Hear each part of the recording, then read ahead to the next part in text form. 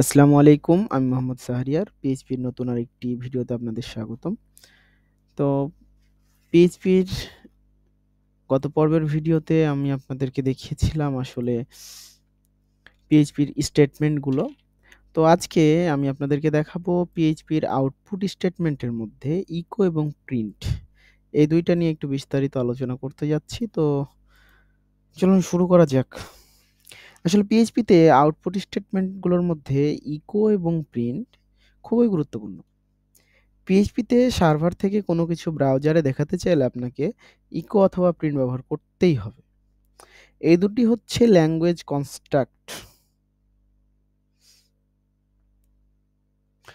এখন এই language construct হওয়ার কারণে আপনি ইকো এবং প্রিন্টকে প্যারেনথেসিস সহ বা ছাড়া উভয়ভাবে ব্যবহার করতে পারবেন। তো আসলে আমরা কিভাবে ব্যবহার করতে পারি ইকো এবং প্রিন্টকে সেটা আমরা একটু দেখে আসি। সেটার জন্য আমাদের পিএইচপিটাকে ওপেন এবং ক্লোজ করে নিতে হবে। এখন আমরা এখানে যদি একটা ইকো করতে চাই, ইকো ডাবল কোটেশনের মধ্যে হ্যালো ওয়ার্ল্ড,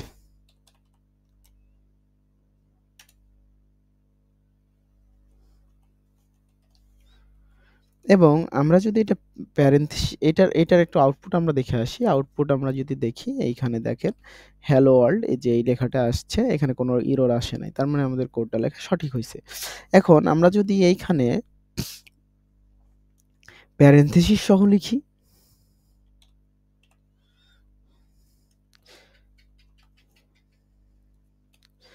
এখানে আমরা হাই ওয়ার্ল্ড লিখি, তাহলে আমাদের বুঝতে সুবিধা হবে। হাই ওয়ার্ল্ড, এইটাকে আমরা একটু প্রিভিউ দেখে নিই। দেখেন এখানে একটা হাই ওয়ার্ল্ড আসছে, আমরা এখানে আসলে কোনো ব্রেক ইউজ করিনি বা বিআর ট্যাগ ইউজ করিনি, এই কারণে আর কি একই লাইনে আসছে। তো আসলে আমাদের আউটপুটটা দেখা দরকার ছিল। এখন আউটপুটটা আমরা প্যারেনথেসিস সহ এবং প্যারেনথেসিস ছাড়া দেখতে পারলাম। এখন আমরা যদি এইখানে ইকোর বদলে প্রিন্ট দিয়ে দেখি, সেম জিনিস, প্রিন্ট, এবং এইটাকেও আমরা প্রিন্ট দিয়ে দিব। প্যারেনথেসিস ছাড়া প্রিন্ট এবং প্যারেনথেসিস সহ প্রিন্ট। এবার এইটার প্রিভিউটা একটু দেখে আসি। দেখুন এইটার প্রিভিউ সেম আসছে। তো ল্যাঙ্গুয়েজ কনস্ট্রাক্টগুলো যে কোনো প্রোগ্রামিং ল্যাঙ্গুয়েজের মৌলিক উপাদান। এখন আপনাদেরকে দেখাবো পিএইচপিতে প্রিন্ট এবং একোর মধ্যে পার্থক্য। প্রথম যে পার্থক্যটা রয়েছে সেটা হলো প্যারামিটারের গ্রহণ ক্ষমতা। এখন এই প্যারামিটারের গ্রহণ ক্ষমতাটা বোঝানোর জন্য আসলে আমাদেরকে বুঝতে হবে যে প্যারামিটারটা কিভাবে কি করে।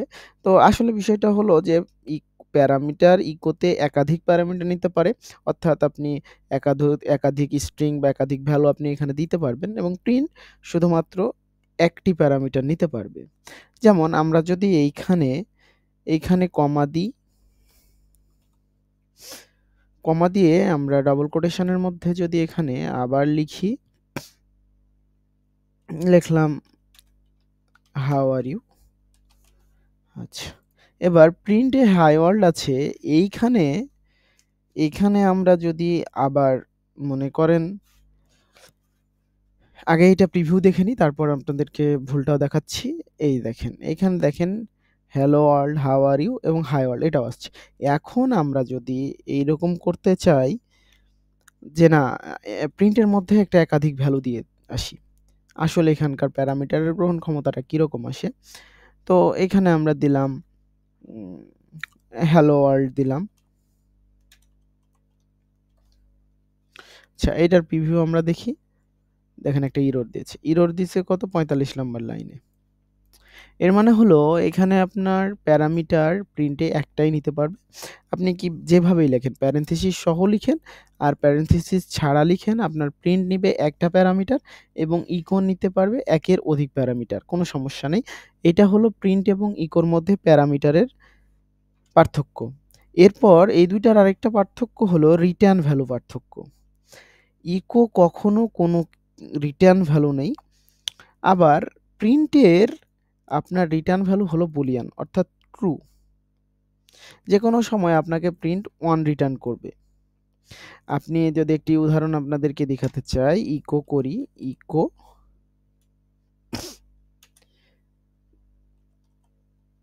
প্রিন্ট প্যারেনথেসিসের মধ্যে 5। এবার আমরা এটার একটু প্রিভিউ দেখে আসি। আসলে আমি নিজেও জানি না কি আসবে। দেখেন 51 এসেছে। এখানে 51 আসার কারণটা আপনাদেরকে বলি। এখানে প্রিন্টের মাধ্যমে 5 কে আউটপুট হিসাবে পাই এবং প্রিন্টের রিটার্ন ভ্যালু 1 আমরা ইকো এর মধ্যে থেকে পাই। যার ফলে আমরা এখানে আউটপুট হিসাবে 51 দেখতে পাচ্ছি। 51। আর একটু যদি আমরা সহজভাবে লিখতে চাই তাহলে এটা আমরা এইভাবে একটা ভ্যারিয়েবলের মধ্যে নিলাম। অবশ্যই আমরা দেখেছি ভ্যারিয়েবল কিভাবে নিতে হয়। ভ্যারিয়েবল x ইকুয়াল টু যদি আমরা দিই প্রিন্ট হ্যালো ওয়ার্ল্ড।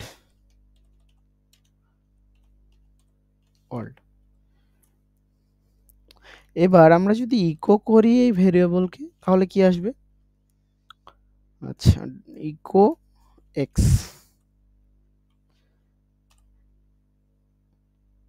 এটার আমরা একটা আউটপুট নিয়ে আসি। আউটপুটটা আসলে কি আছে?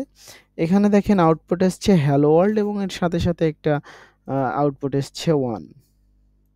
তাহলে এখন বুঝতে পারছেন এই অনটা কিসের জন্য আসছে, হ্যালো ওয়ার্ল্ডটা কিসের জন্য আসছে। প্রিন্টের ভ্যালু হচ্ছে হ্যালো ওয়ার্ল্ড এবং প্রিন্টের নিজস্ব একটা ভ্যালু রিটার্ন করে, সেইটা হলো 1।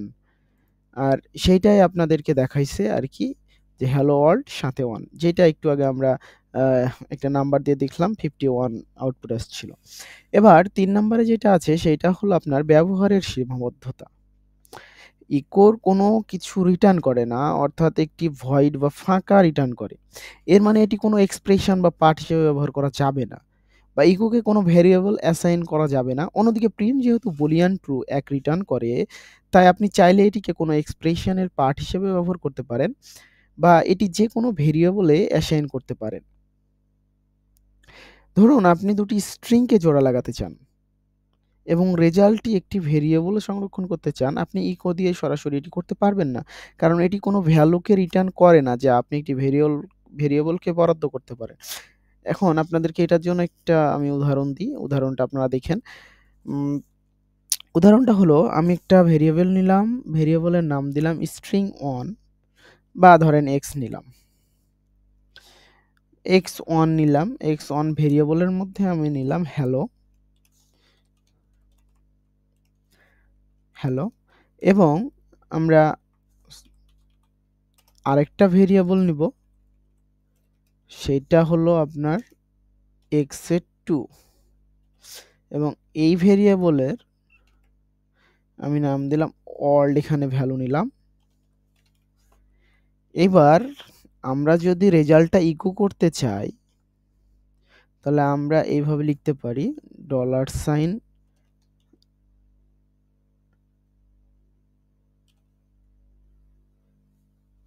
রেজাল্ট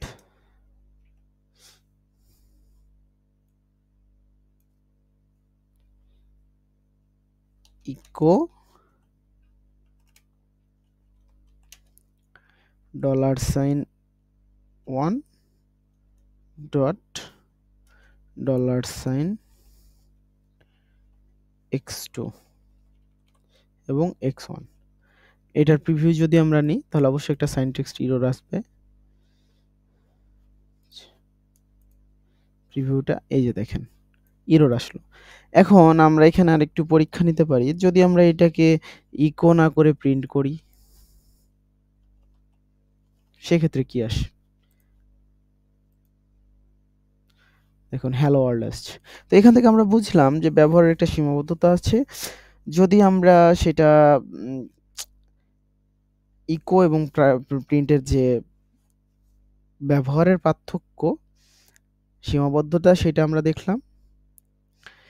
এবং আমি কিছু আপনাদেরকে ইকো এবং প্রিন্টের পার্থক্যটা একটু আপনাদেরকে বলি।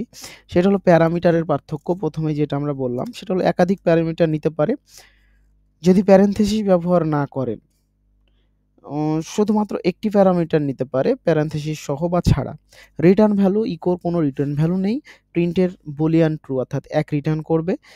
ইকোর স্পিড একটু দ্রুততর এবং প্রিন্টের স্পিড একটু ধীর গতির।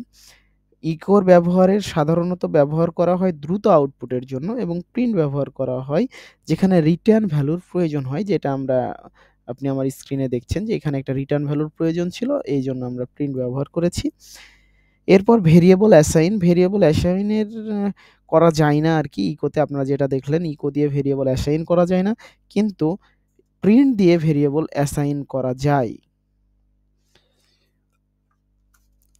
Multiple statement, echo multiple statement সমর্থন করে, কিন্তু প্রিন্ট মাল্টিপল স্টেটমেন্ট সমর্থন করে না। এখন এখানে যদি আমরা একটু মজার কথা বলতে চাই, মজার ছলে, যেহেতু ভিডিওটা অনেক লং হয়ে গেল, তো এখানে হলো ইকো বেশি কথা বলে, প্রিন্ট একাকী।